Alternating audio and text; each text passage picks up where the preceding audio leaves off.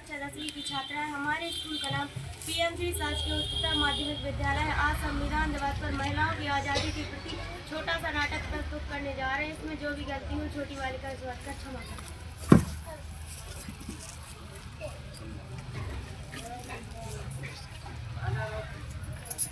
तुझे आज़ादी चाहिए, आज़ादी। हे नारी, तू शांत रह। यदि तुझे इस परिवार का हिस्सा बनकर रहना है तो आज़ादी और शिक्षा की भीख मांगना छोड़ दे और हमारे हिसाब से जी। पर मुझे पढ़ना है, पढ़ लिख कर कुछ हासिल करना है। क्या तुझे पढ़ना है? तू एक लड़की है, तुझे पढ़ने का और सपने देखने का कोई अधिकार नहीं है। मुझे अपनी भावनाओं को व्यक्त करने का अधिकार चाहिए। क्या तुझे बोलना है? धर्म तुझे बोलने की आज़ादी नहीं देता। मुझे समान अधिकार चाहिए, अपने फैसले खुद लेने का और हक चाहिए। प्रगति ने महिलाओं और पुरुष को अलग अलग बनाया है, तो तुम्हें अधिकार कभी नहीं मिल सकते। मुझे इस रूढ़िवादी सोच से मुक्ति चाहिए। क्या तुझे मुक्ति चाहिए? कैसे मुक्ति? ए औरत, तुझे समाज में रहना है तो सिर ढककर और झुककर रहना पड़ेगा। पर मैं ही क्यों? मुझे पढ़ना है, पढ़ लिख कर कुछ करना है। औरत समाज तुझे पढ़ने की अनुमति नहीं देगी। अगर तुम्हें पढ़ना है तो सिर्फ 8 घंटा। तुझे बाहर का काम करने का कोई हक नहीं है। काम करना है तो सिर्फ 10।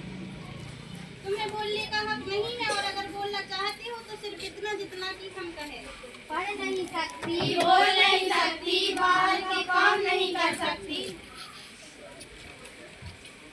ये कैसा समाज है जो हमें बोलने का नहीं, पढ़ने का ना, सर उठा के जीने की आज़ादी देता है? क्या इसीलिए क्योंकि हम महिलाएं हैं? हम भी इंसान हैं, हमें भी इंसान होने का दर्जा चाहिए। हमें न्याय चाहिए, हमें न्याय चाहिए।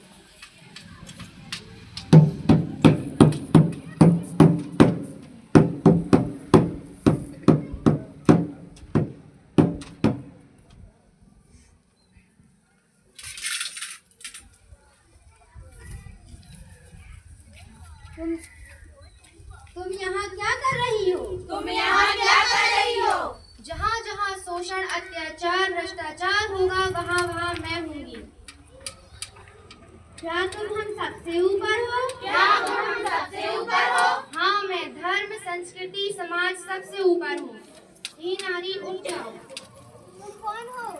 मैं संविधान हूँ। मैं तुम्हें इस सामाजिक कुरीतियों की बेड़ियों से मुक्त कराने के लिए आई हूँ। कैसे? इस पुस्तक से। यह पुस्तक क्या है? यह हमारे देश का संविधान है। यह एक ऐसी पुस्तक है जो तुम्हें सभी अधिकार देती है, जिससे तुम्हें इस समाज ने वंचित कर रखा है। एक भारतीय नागरिक होने के कारण तुम्हारे और आप सभी के पास 6 मूल अधिकार हैं। पहला, स्वतंत्रता का अधिकार, समानता का अधिकार, धार्मिक स्वतंत्रता का अधिकार, शोषण के विरुद्ध अधिकार, सांस्कृतिक और शिक्षक का अधिकार, और छठवां, संवैधानिक उपचार का अधिकार। हमारे देश के संविधान में इतनी शक्ति है कि वह ऐसी समाज की अनेक कुरीतियों की बेड़ियों को पिघला सकता है। बस जरूरत है हमें अपने कर्तव्यों और अधिकारों के प्रति सजग रहने की। भारत हमारी माता है। भारत को एक नारी के रूप में पूजा जाता है, परंतु आज इसी नारी की गोद में महिलाओं के प्रति शोषण, अत्याचार, भ्रष्टाचार जैसे दुष्कर्म किए जा रहे हैं। ये कैसा समाज है? हम कौन होते हैं महिलाओं से उनका अधिकार छीनने वाले? जब हमारे सर्वोच्च संविधान में भी यह लिखा है कि सभी को समान अधिकार है। हमारे देश का संविधान ही एक ऐसा ग्रंथ है जो हमें समान अधिकार देता है।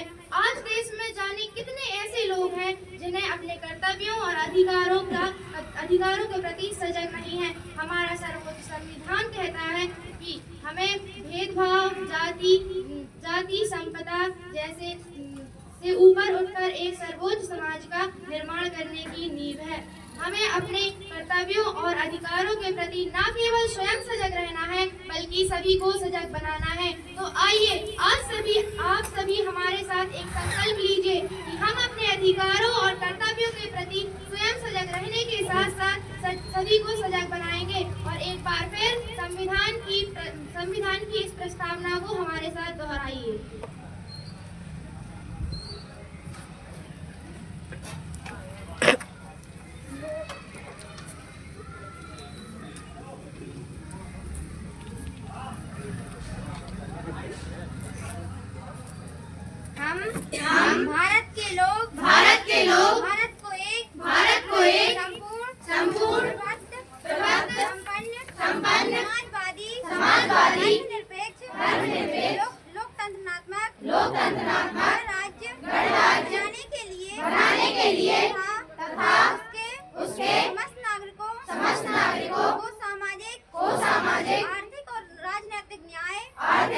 राजनीतिक न्याय, विचार, अभिव्यक्ति, विश्वास धर्म और उपासना की स्वतंत्रता, प्रतिष्ठा और अवसर की समता प्राप्त करने के लिए तथा उन सब में व्यक्ति की गरिमा और राष्ट्र की एकता अखंडता सुनिश्चित करने वाली बंधुता बढ़ाने के लिए दृढ़ संकल्प होकर अपनी इस संविधान सभा में आज तारीख 26 नवंबर 1949 ईस्वी में एक द्रव इस संविधान को अधिनियमित और आत्मर्पित करते हैं। भारत माता की जय। इसी के साथ हम कुछ पंक्तियों के साथ अपने नाटक को समाप्त करना चाहते हैं। कि लड़कियां कभी हारती नहीं हैं,